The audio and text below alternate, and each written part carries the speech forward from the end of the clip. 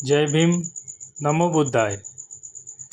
भारत में बौद्ध धर्म का पतन क्यों हुआ, आज इसके बारे में हम जानने की कोशिश करेंगे। भारत में बौद्ध धर्म का जन्म 6वीं शताब्दी में हुआ, जिसके संस्थापक तथागत गौतम बुद्ध है। किंतु कालक्रम में भारत से लगभग बौद्ध धर्म समाप्त हो गया, जबकि विश्व के अन्य भागों में बौद्ध धर्म का प्रसार एवं विकास होता रहा। बौद्ध धर्म का विकास ईसा पूर्व 6वीं शताब्दी से आरंभ होकर सम्राट अशोक द्वारा कलिंग युद्ध में लाखों लोगों का नरसंहार करके पश्चात नरमुंडों के पहाड़ देखकर उनका हृदय पिघल गया और उन्होंने बौद्ध धर्म का स्वीकार कर लिया, राजधर्म के रूप में स्थापित किया, जो कालांतर में उनके राज प्रभुत्व के कारण भारत में ही नहीं, चीन, Japan, Myanmar, Thailand, Singapore, Afghanistan और एशिया के पश्चिमी देशों में समस्त राष्ट्रों तक फैल गया था। सम्राट अशोक जैसे इतिहास प्रसिद्ध सम्राट द्वारा कलिंग युद्ध के पश्चात स्वयं बौद्ध धर्म के ग्रहण करने के पश्चात इसे राजधर्म बनाया गया था। कुछ विद्वानों को यह भी मत है कि बौद्ध धर्म के भिक्षुओं नैतिक आचरण गिर जाने के कारण बौद्ध धर्म का पतन हुआ है, लेकिन यह सत्य नहीं है। अगर यह सत्य होता तो अन्य बौद्ध धर्म का पालन करने वाले जापान जैसे देश इतने विकसित नहीं होते। प्रत्येक धर्म की शुरुआत अच्छे उद्देश्य से हुई है, किंतु बाद में तरह तरह के लोग उनके स्वार्थ के लिए उसमें प्रवेश कर जाते हैं, जिनके कारण भ्रांतियाँ आ जाती है।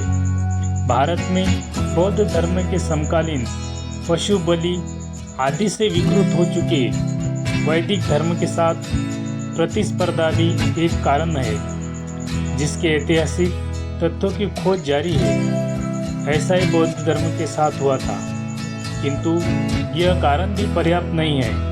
बौद्ध काल ने केवल अच्छा विकास का दौर देखा है। सशक्त प्रथम केंद्रीय सत्ता भी देखी है। इस काल में भारतवर्ष आध्यात्म एवं ज्ञान का केंद्र बना हुआ था। बौद्ध धर्म के तीव्र विस्तार से इस समय धार्मिक एवं राजनीतिक के अतिरिक्त आर्थिक विकास भी खूब हुआ है। भारत में बौद्ध धर्म के पतन के अनेक कारण माने जाते हैं। कुछ विद्वानों के कथनानुसार भारतवर्ष से बौद्ध धर्म के लोप हो जाने का कारण बौद्ध व्यवहारों में अनैतिकता का बढ़ना, मौर्य सम्राटों एवं दूसरे बौद्ध राजाओं द्वारा बौद्ध भिक्षुओं का संरक्षण लेकिन अन्य धर्मों का तिरस्कार एवं दमन करना, जैसे ही मौर्य शासकों का संरक्षण खत्म हुआ, इसका पतन शुरू हो गया। पुष्यमित्र शुंग ने जब अंतिम मौर्य सम्राट बृहद्रथ मौर्य की हत्या करके जब राजा बना, तो उसके पश्चात बौद्ध भिक्षुओं को राजकीय महत्व नहीं मिला, जिसके परिणाम स्वरूप नए सम्राट के विरुद्ध बौद्ध व्यवहारों में षड्यंत्र होने लगे और यवनों को भारत पर आक्रमण करने के लिए आमंत्रित किया गया। परिणाम स्वरूप पुष्यमित्र शुंग ने बौद्ध मठों को नष्ट कर दिया। शुंग वंश के शासन के दौरान वैदिक धर्म फिर से फल फूलने लगा था।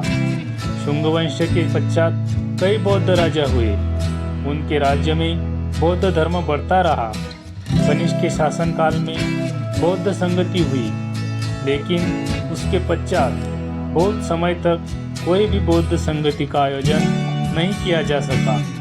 बौद्ध धर्म में भी वैदिक धर्म की तरह बौद्ध की मूर्ति पूजा, कर्मकांडों आदि का अधिक प्रचलन और ग्रंथों को संस्कृत में अनुवाद शुरू हो गया था।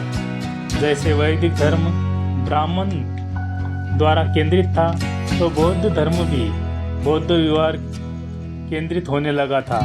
इसके चलते भारतवर्ष से बौद्ध धर्म का पतन हो गया।